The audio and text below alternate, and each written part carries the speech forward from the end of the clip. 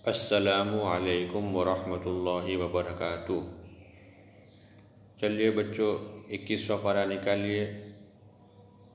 आज हम जो है हमारा सबक पढ़ना शुरू करते हैं।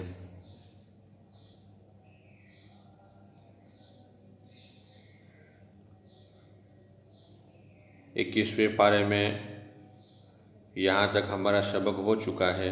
9 रुकू हमारे पूरे हो चुके हैं। आज हम आगे पढ़ेंगे। अऊज़ु बिल्लाहि मिनश शैतानिर रजीम। बिस्मिल्लाहिर रहमानिर रहीम। अलिफ लाम मीम। तिल्क आयातुल किताबिल हकीम। हुदं व रहमतल लिल मुहसिनीन। अल्लज़ीन युक़ीमूनस सलाता व यु'तूनज़ ज़काता वहुम बिल आखिरति हुम यूक़िनून। उलाइक अला हुदम मिर रब्बिहिम व उलाइक हुमुल मुफ्लिहून। वमिनन नासि मन यश्तरी लहवल हदीस लियुज़िल्ल अन सबीलिल्लाहि बिगैरि इल्म वयत्तखिज़हा हुज़ुवा। उलाइक लहुम अज़ाबुम मुहीन। वइज़ा तुतला अलैहि आयातुना वल्ला मुस्तकबिरन कअन लम यस्मअहा कअन्न फी उज़ुनैहि वक़रा फबश्शिरहु बिअज़ाबिन अलीम। इन्नल्लज़ीन आमनू वअमिलुस्सॉलिहाति लहुम जन्नातुन नईम खालिदीन फ़ीहा वअदल्लाहि हक़्क़न वहुवल अज़ीज़ुल हकीम। खलक़स समावाति बिग़ैरि अमदिन तरौनहा वअल्क़ा फ़िल अर्दि रवासिय अन तमीद बिकुम वबस्स फ़ीहा मिन कुल्लि दाब्बा वअंज़लना मिनस समाइ माअन फ़अंबतना फ़ीहा मिन कुल्लि ज़ौजिन करीम। हाज़ा ख़ल्क़ुल्लाहि फ़अरूनी माज़ा ख़लक़ल्लज़ीन मिन दूनिहि बलिज़्ज़ालिमून फ़ी ज़लालिम मुबीन। वलक़द आतैना लुक़मानल हिक्मत अन इश्कुर लिल्लाह वमन यश्कुर फ़इन्नमा यश्कुरु लिनफ़्सिहि वमन कफ़र फ़इन्नल्लाह गनिय्युन हमीद। वइज़ क़ाल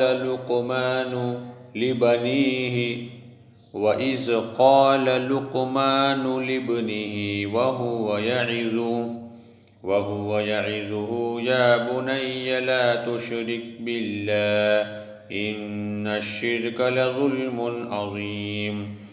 ववस्सैनल इंसान बिवालिदैहि हमलतहु उम्मुहु वहनन अला वहनिन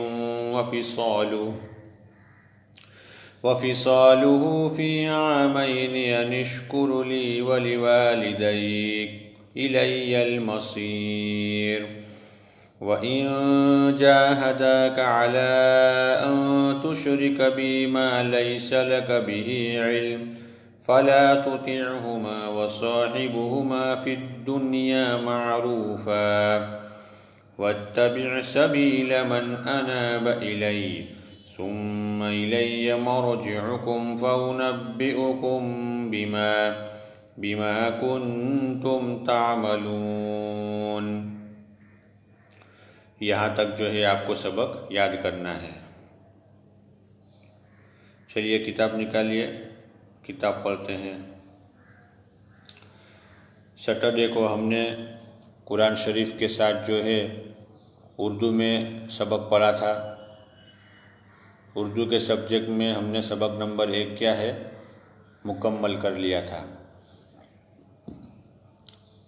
आज हम जो है फिर से शुरू के सब्जेक्ट से क्या है हम स्टार्ट करेंगे। तो सबसे पहला सब्जेक्ट जो है इल्म तजवीद का वो निकालिए, वो हम पढ़ेंगे।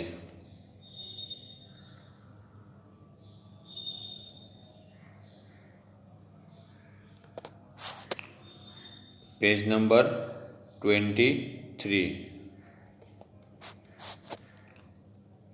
इल्म तजवीद।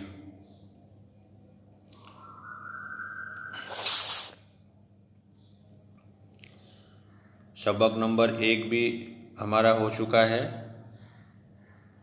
और ये सबक नंबर 2 भी जो है हमारा हो चुका है। लेकिन अभी हम आगे नहीं पढ़ेंगे।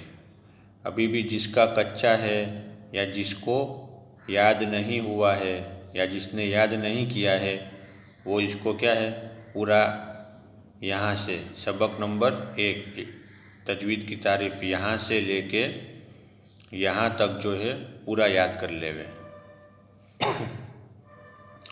एक बार मैं पहले से पढ़ता हूँ, आप लोग ध्यान से सुनिए। सबक नंबर 1 इल्म तजवीद। तजवीद की लुग़वी तारीफ़, किसी काम को उम्दा करना। लुग़वी तारीफ़ का मतलब अरबी लैंग्वेज के एतबार से, अरबी ज़बान के एतबार से तजवीद का जो वर्ड है उसका माना क्या है, किसी काम को उम्दा करना। तजवीद की इस्तिलाही तारीफ़। इस्तिलाही तारीफ़ का मतलब है आम बोल चाल में, यानी आम बोल चाल में जब हम तजवीद का लफ्ज़ इस्तेमाल करते हैं, तजवीद का वर्ड यूज़ करते हैं तो उसका मतलब आम बोल चाल में क्या होता है, उसको इस्तिलाही तारीफ़ कहते हैं। हर हर्फ को उसके मखरज से तमाम सिफ़ात के साथ अदा करना। कि अलिफ से लेके या तक जो भी हरफ है तो हर हरफ को जो है उसके मखरज से क्या है अच्छे से अदा करने को तजवीद कहते हैं। तजवीद का मौजू। मौजू मतलब यानी इल्म तजवीद जो है उसमें किस चीज़ से मुताल्लिक बात की जाएगी, बराबर किससे रिलेटेड बात की जाएगी, उसको कहते हैं मौजू। कुरान मजीद के 29 हुरूफ तहज्जी है, यानी अलिफ से लेके या तक कुरान के जो 29 हुरूफ है उसको हुरूफ तहज्जी कहते हैं। तो उस हुरूफ से मुताल्लिक जो है बात की जाएगी। ये 29 हुरूफ जो है वो तजवीद का मौजू है। इन 29 हुरूफ के मुताल्लिक जो है तजवीद में बात की जाएगी कि इन हुरूफ को कैसे पढ़ेंगे, ये हुरूफ जो है कहाँ से निकलते हैं, इन हुरूफों का नाम क्या है, वगैरह वगैरह, बराबर। तजवीद का फ़ायदा। तजवीद का फ़ायदा क्या होगा, दोनों जहाँ की कामयाबी हासिल करना, दुनिया में भी और आखिरत में भी। तजवीद का मकसद, यानी तजवीद से हमारा मकसद क्या होना चाहिए, कुरान मजीद को हुजूर सल्लल्लाहु अलैहि वसल्लम के बताए हुए तरीके के मुताबिक पढ़ना। कि हम इल्म तजवीद इसलिए सीखते हैं ताकि हमारे नबी सल्लल्लाहु अलैहि वसल्लम ने जिस तरह कुरान मजीद पढ़ना बताया है उसके मुताबिक क्या है हम पढ़ सके या हमको पढ़ना आ जाए। तजवीद का हुक्म। तजवीद का हुक्म यानी तजवीद का सीखना कैसा है हर आदमी के लिए। कुरान मजीद को तजवीद से पढ़ना फ़र्ज़ ऐन है। कुरान मजीद को तजवीद से पढ़ना हर एक आदमी के ऊपर क्या है, फ़र्ज़ है। और फ़र्ज़ ऐन, फ़र्ज़ ऐन का मतलब हर एक के ऊपर अलग अलग फ़र्ज़, इसको फ़र्ज़ ऐन कहते हैं। और मुकम्मल इल्म तजवीद का सीखना फ़र्ज़ किफ़ाया है। और तजवीद का जो पूरा इल्म है, तजवीद का जो पूरा नॉलेज है, बराबर, तजवीद का जो पूरा फ़न है उसको सीखना हर एक के ऊपर ज़रूरी नहीं है। बल्कि वो फ़र्ज़ किफ़ाया है। फ़र्ज़ किफ़ाया का मतलब ये है कि अगर मुसलमानों में कुछ लोग, चंद लोग, बाज़ लोग सीख लेंगे तो सब की तरफ से फ़र्ज़ अदा हो जाएगा। लेकिन अगर कोई इल्म तजवीद नहीं सीखेगा, कोई भी नहीं सीखेगा, तो सब के सब लोग क्या होंगे? गुनहगार होंगे। जो शख्स कुरान मजीद को बगैर तजवीद के पढ़ेगा वो क्या होगा? गुनहगार होगा। तो ये हो चुका है, लेकिन मैंने रिवीजन करा दिया है, बराबर। इसलिए अभी भी जिसको याद नहीं हुआ है या जिसका कच्चा है वो अच्छे से याद कर लेवे। आज मैं सुनूंगा। सबक नंबर 2, लहन का बयान। लहन के लुग़वी माना गलती के हैं।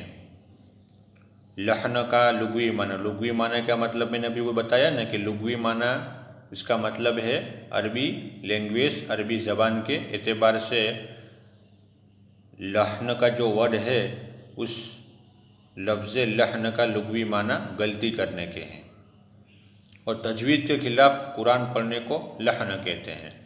लेकिन जब हम लहन बोलेंगे तो आम बोलचाल में जब हम लहन बोलेंगे तो उसका मतलब क्या होगा? तजवीद के ख़िलाफ़ कुरान पढ़ना, बराबर। लहन बोलेंगे तो उसका मतलब ये होगा कि ये आदमी क्या है? तजवीद के ख़िलाफ़ कुरान पढ़ता है, तजवीद के अगेंस्ट में कुरान पढ़ता है। तजवीद के ख़िलाफ़ कुरान पढ़ने को लहन कहते हैं। लहन की 2 किस्में हैं, एक लहन जली, दूसरा लहन खफ़ी। लहन जली किसको कहते हैं? उस बड़ी और साफ़ गलती को कहते हैं जिसको कारी और गैर कारी दोनों समझ सके। लहन जली उस बड़ी और साफ़ गलती को कहते हैं कि जिसको कारी साहब यानी जो आदमी कारी साहब होए वो भी, और जो आदमी गैर कारी यानी जो कारी न होए वो भी क्या है? उस बड़ी गलती को, साफ गलती को समझ लेवे तो उसको लहन जली कहते हैं। उसकी चंद सूरतें हैं, यानी लहन जली के कुछ एग्जाम्पल हमको बताते हैं। नंबर 1, एक हरफ को दूसरे हरफ से बदल देना, एक हरफ की जगह दूसरा हरफ पढ़ देना। जैसे अलहम्दु है तो अलहम्दु पढ़ना। नंबर 2, किसी हरफ को घटाना, कम कर देना किसी हरफ को। जैसे वलम यूलद है, बराबर, तो वलम यूलद कर दिया, यानी वाव मद्दा हमने छोड़ दिया। नंबर 3, किसी हरफ को बढ़ाना, किसी हरफ को बढ़ा देना। जैसे यूसुफु है तो यूसुफु पढ़ना, यानी यहाँ पे सिर्फ एक ही वाव मद्दा है यूसुफ में, लेकिन हमने यूसुफ में 2 वाव मद्दे पढ़ डाले तो ये बढ़ गया। नंबर 4, हरकात में गलती करना। हरकात मतलब ज़बर ज़ेर पेश को हरकात कहते हैं, तो उसमें गलती करना। जैसे अनअमत है तो उसको अनअमतु पढ़ना, यानी ता के ऊपर ज़बर है, ता के ऊपर पेश पढ़ना। नंबर 5, साकिन को मुतहर्रिक करना। साकिन का मतलब क्या? जिसके ऊपर ज़बर ज़ेर पेश न हो यानी जज़म हो, उसको साकिन कहते हैं, तो उसको मुतहर्रिक करना। मुतहर्रिक का मतलब उसके ऊपर ज़बर ज़ेर पेश लगा देना, यानी जज्म वाला हुरूफ होवे, साकिन हुरूफ होवे तो उसको ज़बर ज़ेर पेश वाला बना देना, यानी मुतहर्रिक बना देना। जैसे जअलना है तो जअलना, यानी यहाँ लाम साकिन है, लाम के ऊपर जज़म है, लेकिन हमने यहाँ लाम को मुतहर्रिक कर दिया, यानी लाम के ऊपर ज़बर लगा दिया। तो ये लहन जली के 5 एग्जाम्पल हैं, इसको लहन जली कहते हैं, बराबर। अब कोई आदमी इस तरह पढ़ता है तो उसका हुक्म क्या है? तो लहन जली का हुक्म ये है कि लहन जली के साथ कुरान मजीद पढ़ना हराम है, यानी कोई आदमी अगर इस तरह कुरान शरीफ पढ़ता है तो वो क्या है? हराम है। तो आज जो है ये मैं पूरा सुनूंगा। सबक नंबर 1 इल्म तजवीद और सबक नंबर 2 लहन जली का बयान। इसको आप अच्छे से याद कर लेना, ये पूरा आज मैं सुनने वाला हूँ मुँह पे। जिसको भी याद नहीं है वो याद करके सुनावे। चलिए आप लोग याद कर लीजिए। अस्सलामु अलैकुम वरहमतुल्लाहि वबरकातुहू। वैसे ये पूरा सबक जो है हमारा हो चुका है, सबक नंबर 2 भी हो चुका है और सबक नंबर 1 भी हो चुका है, लेकिन मैं चाहता हूँ कि हम लोग क्या है 1-2 बार इसको अच्छे से रिवीज़न कर लेवे, दौर कर लेवे, इसलिए याद करके सुना देवे।